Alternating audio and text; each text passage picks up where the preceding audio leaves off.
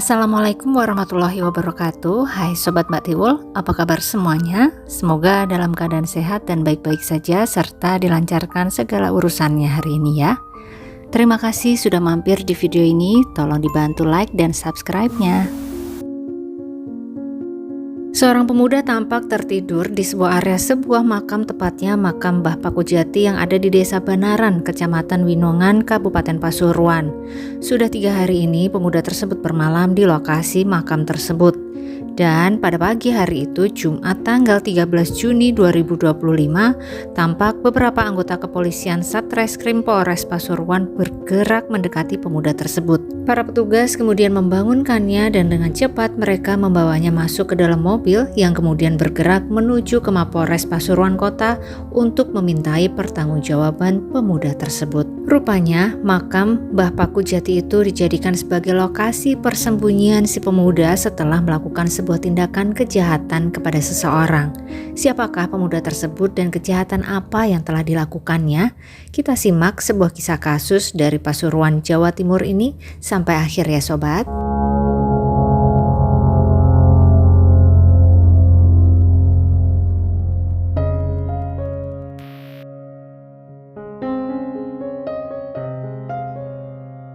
Pasuruan adalah sebuah kota yang ada di Provinsi Jawa Timur dan dikenal juga sebagai kota pelabuhan kuno.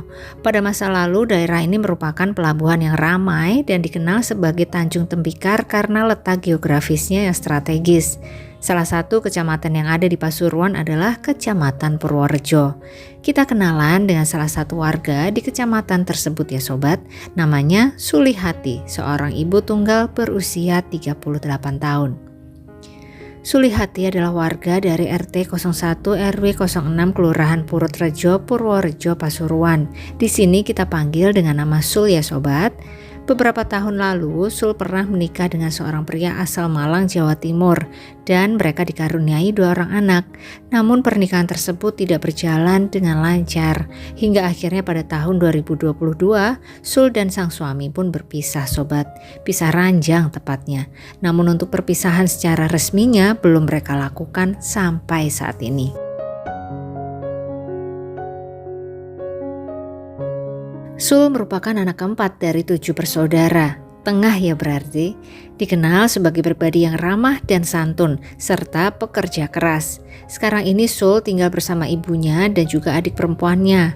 Untuk mencukupi kebutuhan hidup yang semakin hari semakin bertambah besar, apalagi sebagai orang tua tunggal, Sul pun melakukan berbagai macam pekerjaan.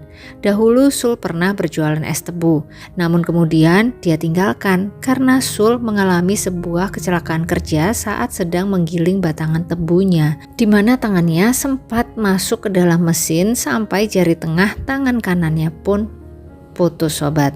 Setelah pengalaman pahit tersebut, Sul pun akhirnya banting setir dengan berjualan mainan anak dan juga menjadi buruh cuci. Betul-betul sosok pekerja keras. Sul memiliki paras yang manis dan awet muda, tampak lebih muda dari usia sebenarnya. Sudah beberapa waktu ini Sul dekat dengan seorang pemuda bernama Padil. Pakai P ya sobat. Tidak diperoleh informasi mengenai kapan Sul dan Padil mulai dekat, tapi yang pasti mereka berdua menjalin hubungan asmara. Walau hingga saat ini sosok Padil belum juga dikenalkan kepada pihak keluarga Sul. Namun keluarga Sul sudah pernah mendengar cerita bahwa Sul ini memiliki seorang teman di daerah Grati. Menurut kabarnya Padil ini adalah seorang pengamen jalanan ya sobat. Dan Sul sendiri tampaknya menganggap hubungannya dengan Padil ini serius sobat. Juga ada keinginan untuk menikah dengan pemuda tersebut. Tapi ada satu hal yang kemudian mengganggu pikiran Sul. Dirinya dan suami pertamanya belum berpisah secara resmi. Bagaimana bisa mau menikah resmi dengan Padil nanti? Beban pikiran ini tampaknya terus bergelayut di dalam benak Sul. Dan pada bulan Mei 2025, Sul pernah mencurahkan isi hatinya tentang kegundahan ini kepada salah seorang kakaknya yang tinggal di Desa Patuguhan, Gondang Wetan. Sul saat itu berkata kepada sang kakak bahwa dirinya memiliki niatan untuk menikah lagi. Sul minta pertimbangan dan saran dari sang kakak. Namun sepertinya saat itu Sul belum menceritakan siapa sih sosok pria yang membuatnya ingin menikah kembali. Curhatan itu pun hanya selesai sampai di sana dan sepertinya kegundahan Sul belum juga sirna. Sampai momen Hari Raya Idul Adha tahun ini pun tiba. Sul merayakan momen tersebut bersama dengan sang ibunda yang sangat disayanginya tersebut dan juga adik perempuannya yang bernama Halimah. Hidangan olahan dari daging kurban yang didapatkan pun mereka nikmati dengan hati yang senang. Seperti pada hari itu, Lebaran Kurban hari kedua, Sabtu tanggal 7 Juni 2025, Sul menyantap masakan daging kurban sebagai menu makan malamnya. Tapi belum sampai disantap habis, Sul tampak dijemput oleh seorang pria yang mengendarai sepeda motor Honda Beat yang menunggu di depan rumahnya. Sul pun menyudahi makan malamnya dan berpamitan pergi kepada sang ibu dan adiknya. Sul berkata bahwa dia akan pergi ke rumah sang kakak, Mbak Ima, yang ada di desa Pateguhan, Gondang Wetan. Sang ibu dan adik saat itu hanya mengiyakan dan melihat Sul pergi dengan temannya tersebut. Sebuah pamitan yang ternyata tidaklah sebentar, tidak pula sehari 2 hari. Dan Sul pun tidak ada kabar lagi. Di hari Selasa tanggal 10 Juni 2025 sekitar pukul 8 pagi di sebuah rumah di Desa Kambingan Rejo, Kecamatan Grati, Kabupaten Pasuruan, Bu Sumi, bibi sang pemilik rumah sedang melakukan aktivitas hariannya. Salah satunya yaitu menjemur kerupuk. Bu Sumi pun berjalan ke arah rumah biasa tempat dia menjemur kerupuk-kerupuknya. Sesampainya di rumah tersebut, kondisinya ternyata sepi, yang berarti sang keponakan atau si pemilik rumah mungkin belum pulang setelah 3 hari lalu pergi. Dan saat itu sang bibi melihat lantai depan rumah tersebut tampak sedikit kotor, cukup berdebu. Bu Sumi pun segera mengambil sapu dan mulai membersihkan bagian teras rumah tersebut. Tidak lama kemudian, indera penciuman Bu Sumi merasa sedikit terganggu dengan aroma kurang sedap yang sepertinya berasal dari dalam rumah keponakannya itu. Seperti aroma hewan-hewan yang sudah meninggoy sobat. Dan karena bau semakin lama semakin menyengat dan semakin mengganggu, Bu Sumi kemudian memanggil salah seorang tetangganya yang bernama Samsul untuk membantunya mengecek ke dalam rumah tersebut. Apa sih sumber bau menyengat itu? Tapi saat pintu akan dibuka ternyata terkunci sobat. Mereka kemudian berusaha melihat ke arah dalam rumah melalui celah-celah jendela.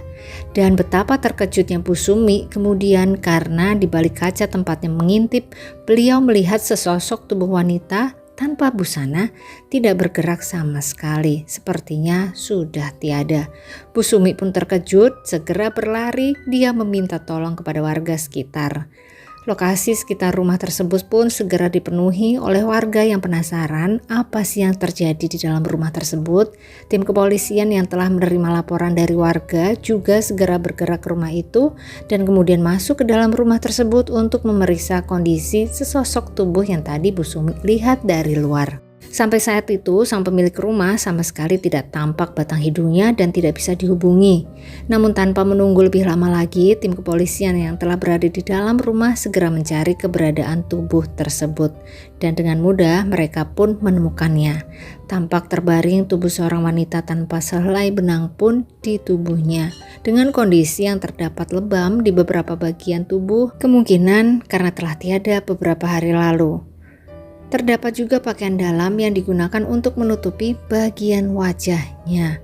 Siapa sih sosok wanita itu? Tidak ada seorang pun warga Grati yang mengenalinya, hingga tim kepolisian segera menyebarkan foto-foto sosok tersebut. Sampai akhirnya info itu sampai juga ke sebuah keluarga di Kelurahan Purutrejo, yaitu keluarga dari Sulihati yang meyakini bahwa tubuh itu adalah Sulihati.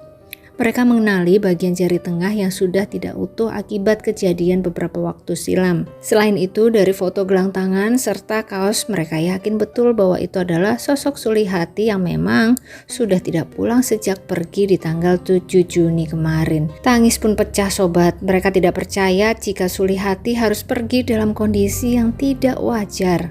Setelah itu tim kedokteran forensik melakukan otopsi untuk mengetahui apa penyebab hilangnya nyawa Sul. Di tubuh wanita tersebut terdapat bekas-bekas serangan benda tumpul terutama di bagian kepala, wajah, dan tubuh. Sepertinya Sul telah dianiaya oleh seseorang sampai akhirnya harus kehilangan nyawanya. Dan beberapa warga juga menduga jika Sul telah diperkaos sebelum dihabisi sobat. Polisi pun sedikit mendapat gambaran mengenai kasus ini. tinggal mencari si pemilik rumah yang sangat mereka curigai. Dan setelah melakukan pencarian selama kurang lebih 3 hari, tim kepolisian mendapatkan titik lokasi sang pemilik rumah tersebut berada. Yang ternyata tidak jauh sobat. Dan dia berada di sebuah tempat yang wow sekali untuk dijadikan lokasi persembunyiannya, yaitu di lokasi makam Mbah Paku Jati, Desa Bandaran, Kecamatan Winongan, Kabupaten Pasuruan. Makam sobat. Hari Jumat tanggal 13 Juni 2025 pukul 9:10 pagi, tim Satreskrim Polres Pasuruan pun berhasil mengamankan sang pemilik rumah yang saat itu sedang tidur di makam sobat. Sang pemilik rumah tersebut bernama Zainul Arifin, seorang pemuda berusia 27 tahun, warga Kambingan Rejo, Kecamatan Grati, Kabupaten Pasuruan, yang kabarnya juga adalah seorang duda. Setelah terbangun dari mimpinya, pemuda tersebut kemudian membuka kedua matanya dan segera menyadari bahwa dia telah tertangkap, tidak lagi bisa bersembunyi dan harus mempertanggungjawabkan perbuatannya. Dia pun dibawa ke Mapolres untuk dimintai keterangan. Polisi akhirnya juga berhasil mengamankan Padil, sang kekasih dari Sul, yang dimana sebelumnya setelah kejadian itu Padil sempat melarikan diri ke wilayah Lamongan dan Bali, namun akhirnya dia menyerahkan diri ke kepolisian. Dan dari pengusutan serta penyelidikan, polisi akhirnya menetapkan mereka berdua sebagai tersangka dalam kasus ini. Akhirnya mereka berdua mulai menceritakan semua kejadian pada hari itu. Mereka dihadirkan di hadapan teman-teman wartawan, di mana saat itu Zainal mengenakan baju tahanan dan rambutnya sudah dipelontos, sedangkan Padil hanya mengenakan baju biasa. Kok bisa beda ya? Kita masuk ke motif dan kronologi sesuai keterangan dari tersangka ya.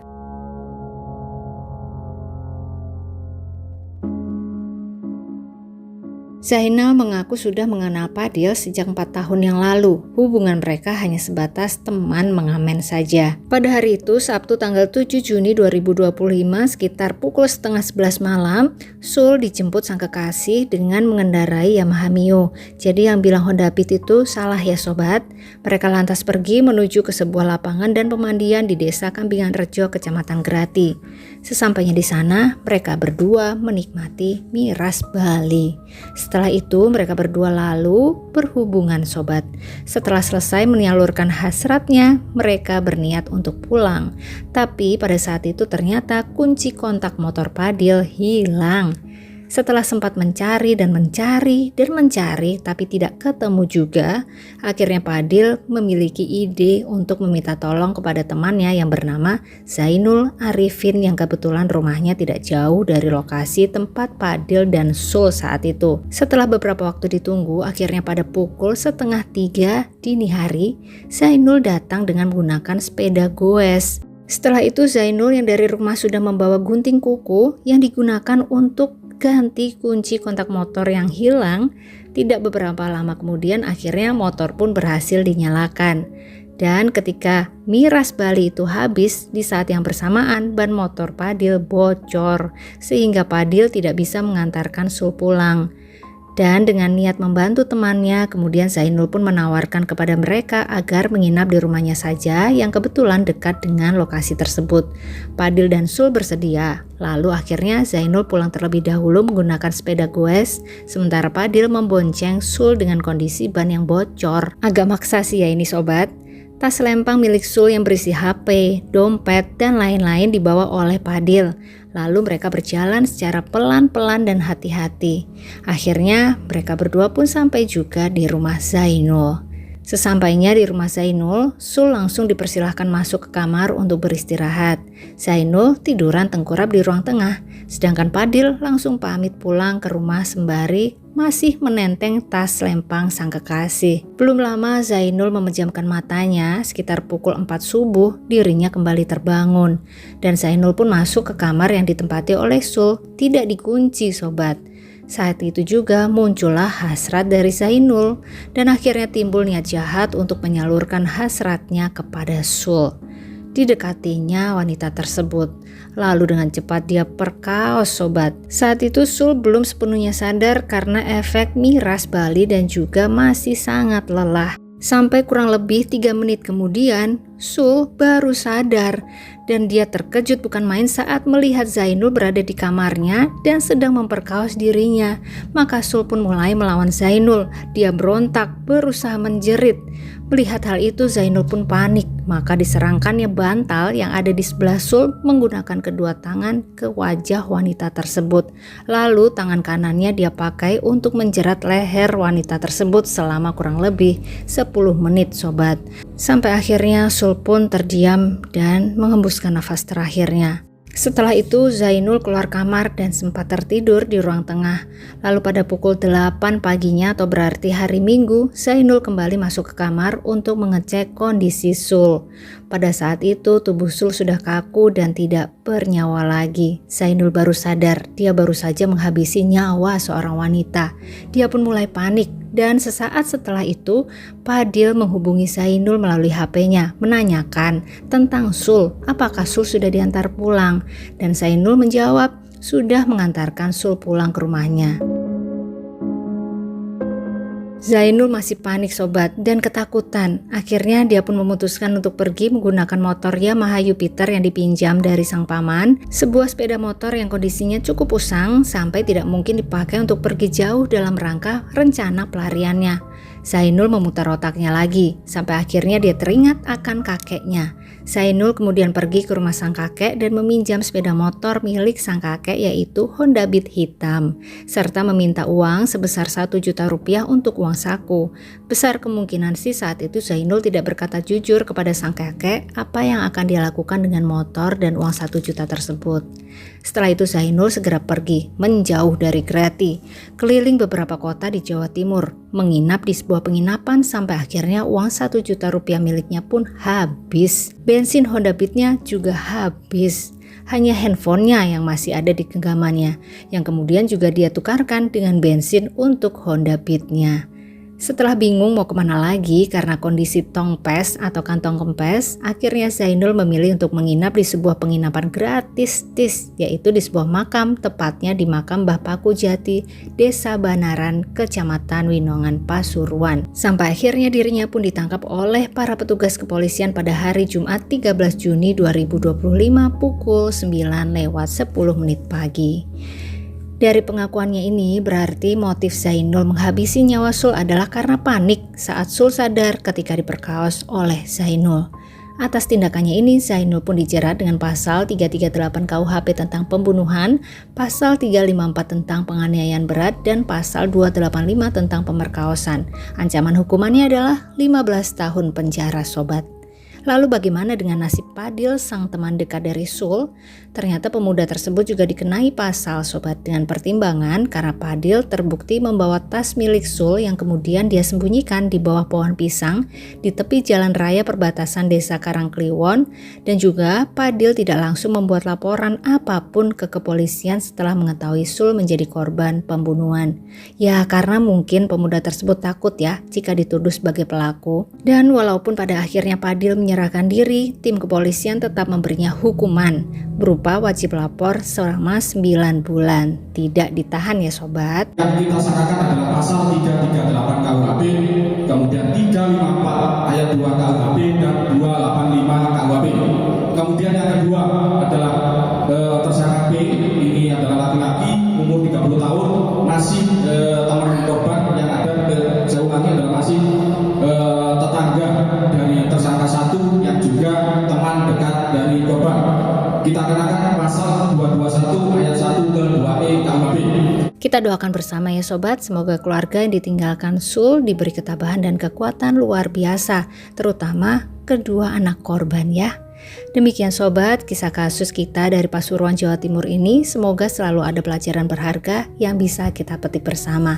Terima kasih buat sobat semua yang menyimak sampai akhir. Jangan lupa like-nya dan sampai ketemu lagi di kisah-kisah selanjutnya. Selamat beraktivitas kembali. Wassalamualaikum warahmatullahi wabarakatuh.